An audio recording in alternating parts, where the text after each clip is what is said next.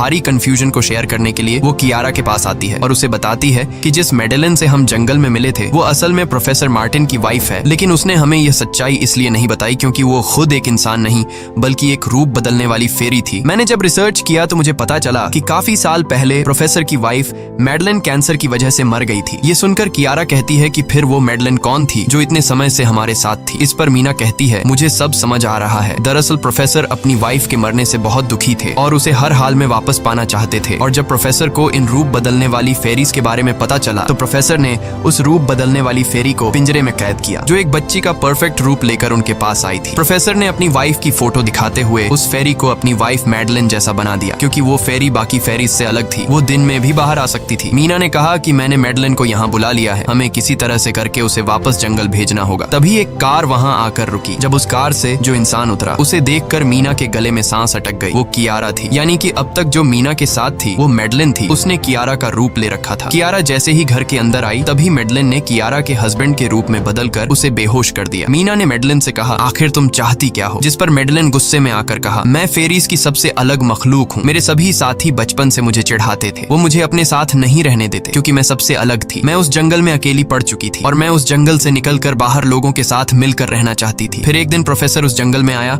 उसने मुझे पिंजरे में कैद कर लिया। उसने मुझसे कहा कि अगर मैं उसकी वाइफ का रूप ले लूं तो वह मुझे जंगल से बाहर ले जाएगा। मैंने उसकी बात मान ली। प्रोफेसर ने मुझे मेडेलिन की सारी बातें सिखाई और बाद में उस धोखेबाज प्रोफेसर ने मुझे मारने की कोशिश की, लेकिन उससे पहले कि वो मुझे मार पाता मैंने उसे ही मार डाला। तुम इंसान कभी भी भरोसे के लायक नहीं थे और न ही रहोगे। अब तुम भी मेरी सच्चाई जान चुकी हो, इसलिए तुम्हें भी मरना होगा और तुम्हें मारने के बाद मैं तुम्हारे रूप में इंसानों के बीच रहूंगी। यह कहकर मेडेलिन ने मीना का रूप ले लिया और उसका गला दबाकर उसे मारने लगी। तब मीना ने मेडेलिन से कहा कि क्या प्रोफेसर ने तुमसे यह नहीं कहा कि तुम क्यों दिन में निकल सकती हो? असल में तुम हाइब्रिड हो, आधी इंसान और आधी फेरी, इसीलिए तुम इंसानों और फेरीज के बीच रह सकती हो। मुझे पता है कि दुनिया में अकेला रहना कैसा होता है, लेकिन तुम अकेली हाफलिंग नहीं हो। तुम्हारे जैसे और भी हाफलिंग्स हैं जो किसी न किसी रूप में इंसानों के बीच रह रहे हैं। इस सच्चाई का पता चलते ही मेडेलिन का शरीर अचानक अपने असली रूप में आने लगा। देखते ही देखते उसके पंख निकल आए, जिसके बाद वो मीना को यहीं पर छोड़कर यहाँ से उड़ जाती है। इसके बाद कुछ हफ्तों के बाद का सीन दिखाया जाता है जहाँ मीना अपनी सिस्टर के साथ रहने लगी है। उसने अपनी सिस्टर को बताया